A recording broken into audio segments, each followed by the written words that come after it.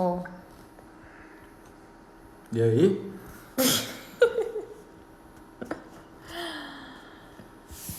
Vamos começar? Para não atrasar? Vamos.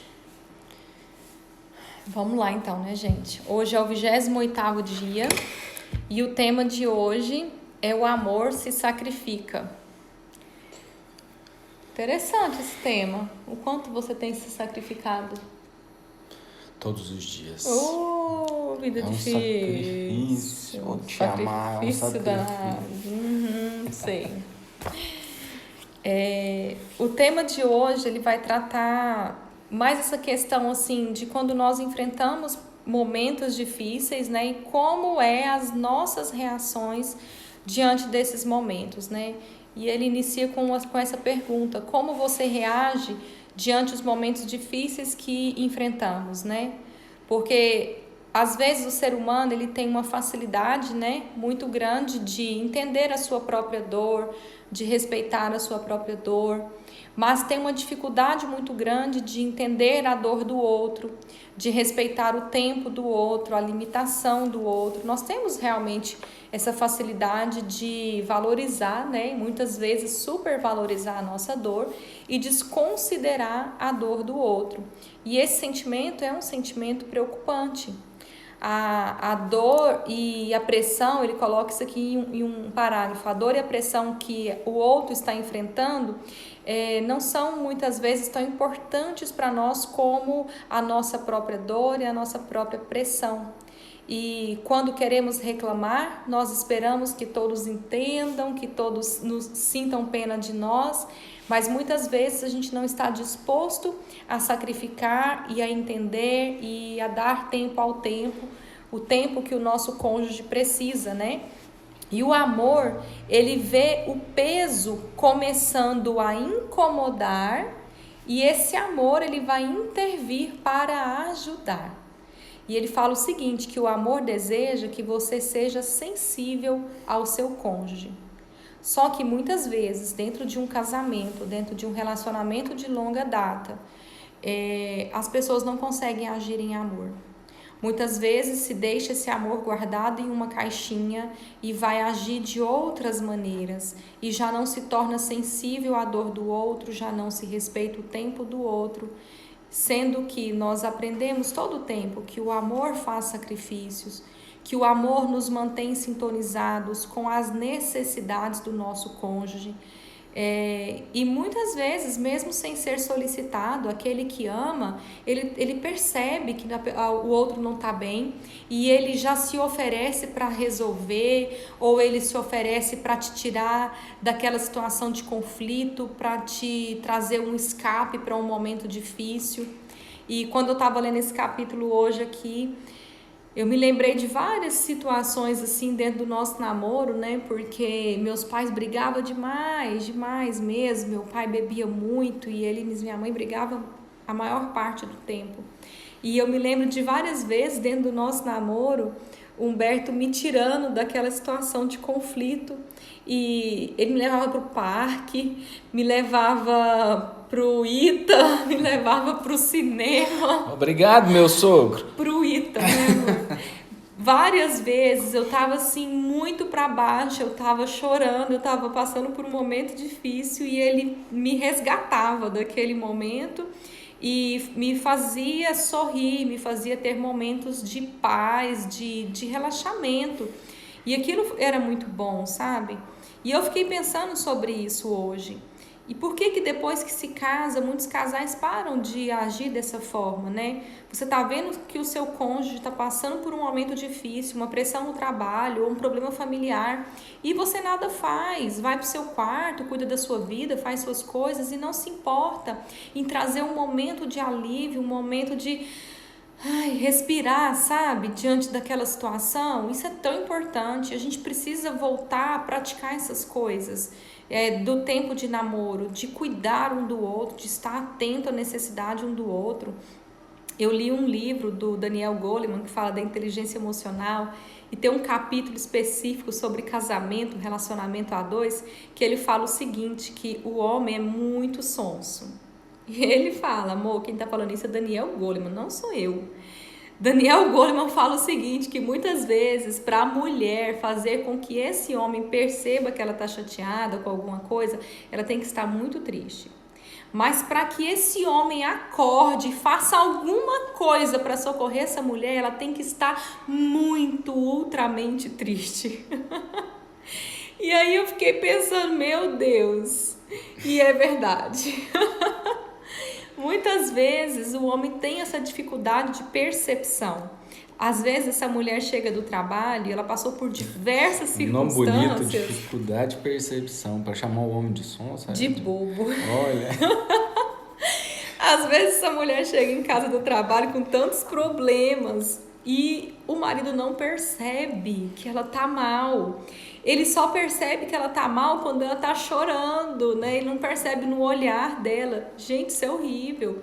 Já a mulher é o contrário. A mulher, pela pisada do homem, ela vai perceber que alguma coisa tá errada. Alguma coisa não tá legal. Gente, isso é verdade mesmo. É Quem te falou muito isso? verdade. Foi Daniel Goleman que falou. Cara inteligente. Ele é muito. Só que ao longo do tempo e com treinamento, gente, é muito treinamento, viu? As coisas vão melhorando. Hoje aqui em casa eu não preciso estar chorando. É tão interessante que se eu sento, por exemplo, hoje de manhã você fez isso, né? Eu sentei e que eu trabalhei em casa hoje, liguei meu computador, eu tava sentada pensando, eu coloquei a mão na cabeça e fiquei assim pensando. Aí ele já saiu da cozinha, olhou pra mim, o que foi? Você não tá bem não? O que foi? Eu falei, não, calma, eu só tô pensando. Mas antigamente eu tinha que chorar pra ele perceber que alguma coisa não tava legal, sabe? E o livro fala sobre isso, dessa questão da percepção, de estar atento à necessidade um do outro, de querer cuidar um do outro, sabe? Esse voltar a atenção para a necessidade do seu cônjuge. Isso é muito gostoso, quando você pode contar com o outro em qualquer tipo necessidade. E aqui no capítulo ele traz várias situações de necessidade que um ao outro vai passando. Pode ser a necessidade sexual, ou de tempo, ou de atenção, ou de um refúgio, sabe? Paz, de ter um lugar para descansar, ou apenas de deitar e dormir e se livrar das perturbações, se afastar dos problemas do dia a dia. Nós mulheres, nós queremos muito segurança, então muitas vezes diante de uma dificuldade que a gente está enfrentando, a gente às vezes nem quer conversar, apesar de gostarmos de conversar muito. Às vezes a gente só quer deitar e ficar abraçado quietinha, nos sentindo seguras. Mas para que o casal venha viver isso, essas percepções, tem que estar alinhado, tem que estar disposto a deixar esse amor crescer, desenvolver, esse amor perceber essas necessidades. E aí você pode se perguntar, né, o quanto o seu relacionamento você tem dedicado esforço e tem dedicado foco.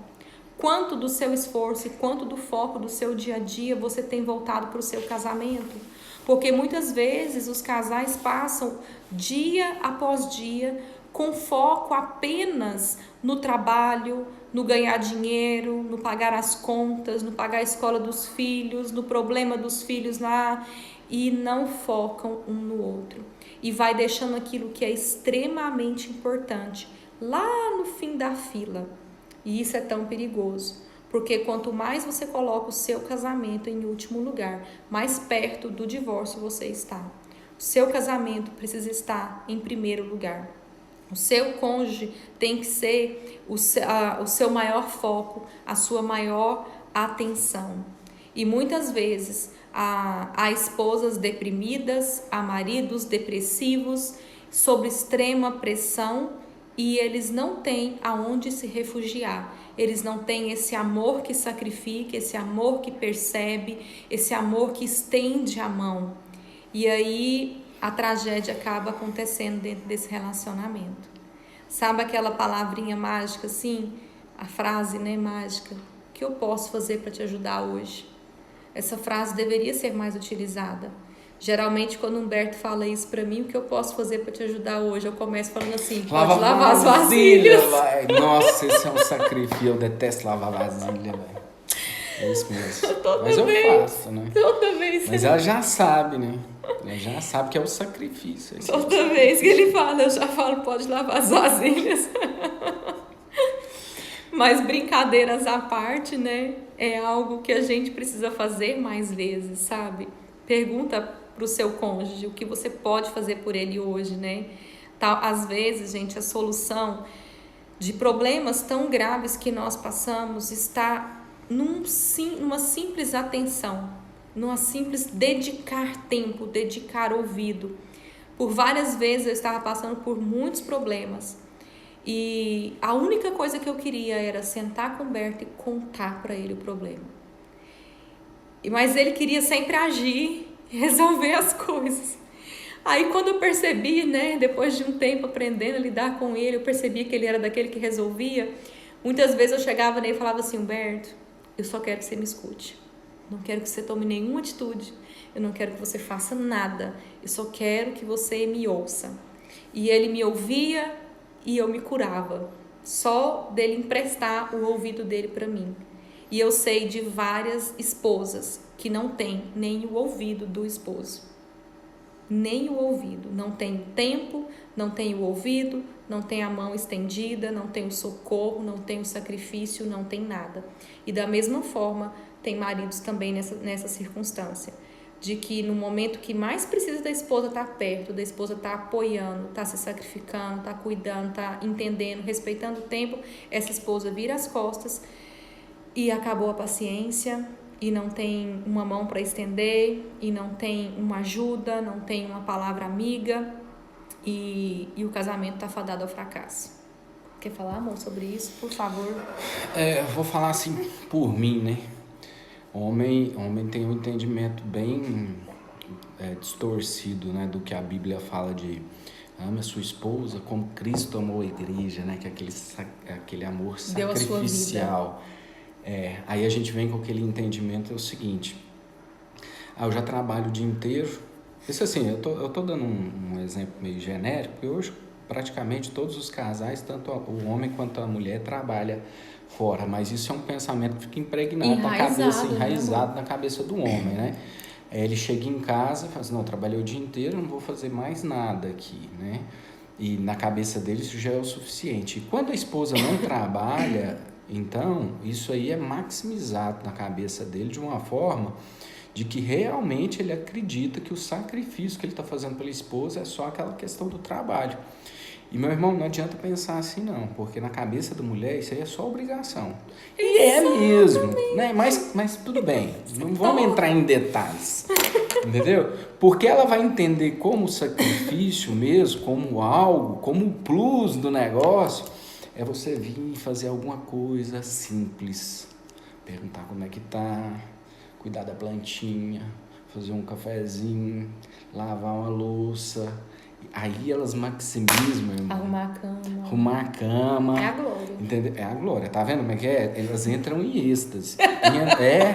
Nem precisa da maca peruana. Não precisa da maca peruana da tia Raizeira, nem do outro produto que eu vou fazer uma propaganda outro dia. Eu tô guardando ali outro dia. Não precisa de nada da tia Raizeira lá, entendeu? Faça essas coisas simples, esses pequenos detalhes que para elas vão soar como sacrificial.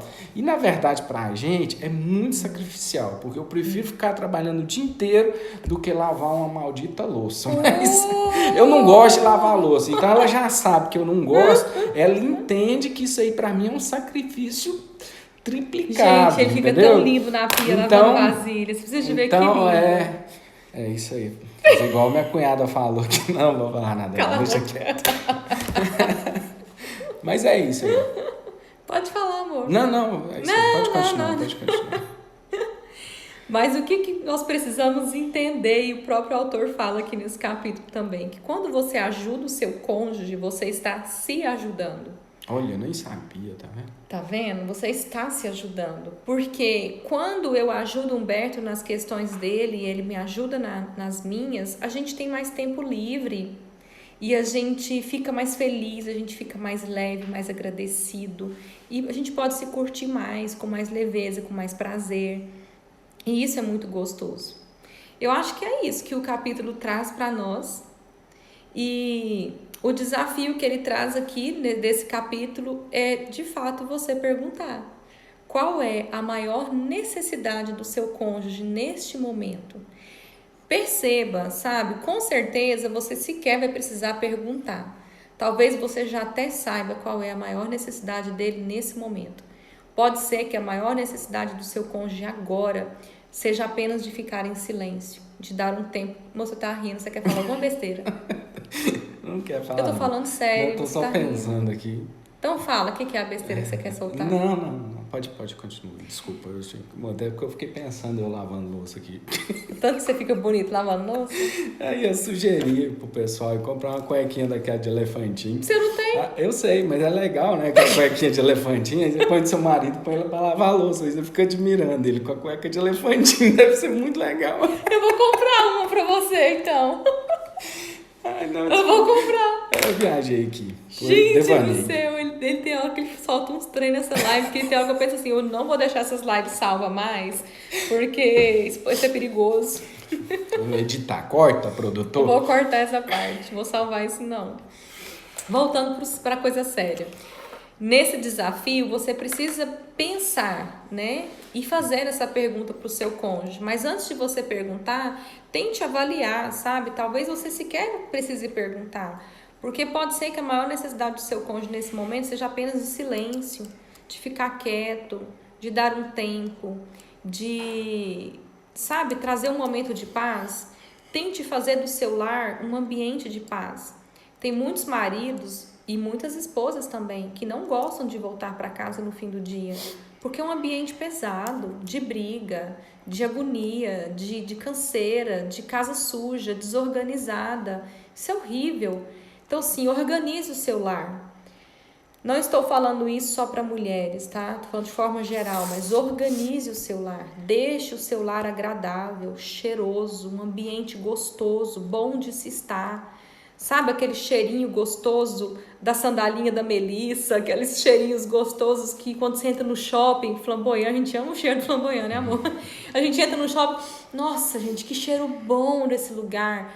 Sabe, a sua casa precisa ter esse cheiro agradável, que quando chega o fim do dia, o seu cônjuge possa dar vontade de voltar para casa. Nossa, que saudade de voltar para casa, do cheiro da minha casa, da minha cama, do meu travesseiro, do meu banheiro. Você tem que ter saudade dessas coisas. O seu lar tem que ser esse lugar de paz. Então, tente mudar o ambiente do seu lar. Quando vocês forem para casa, tentem colocar uma música agradável, um cheiro gostoso, para marcar memórias, para se tornar prazeroso essa volta para casa e estar dentro de casa. E faça essa pergunta para o seu cônjuge, se você se sentir confortável para isso, né? Pergunte qual que é a maior necessidade dele no momento.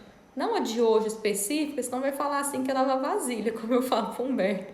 Mas a do momento, né? E isso vai ser prazeroso para vocês dois, né?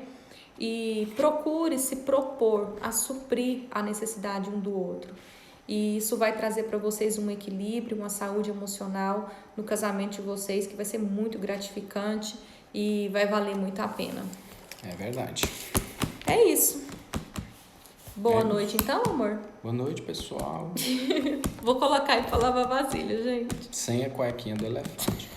Por enquanto, mas eu vou comprar. Tá doido? Gente, boa noite, então. Deus abençoe vocês. Tchau. E amanhã nós estaremos aqui no nosso 29º dia, tá bom? Grande abraço para todos.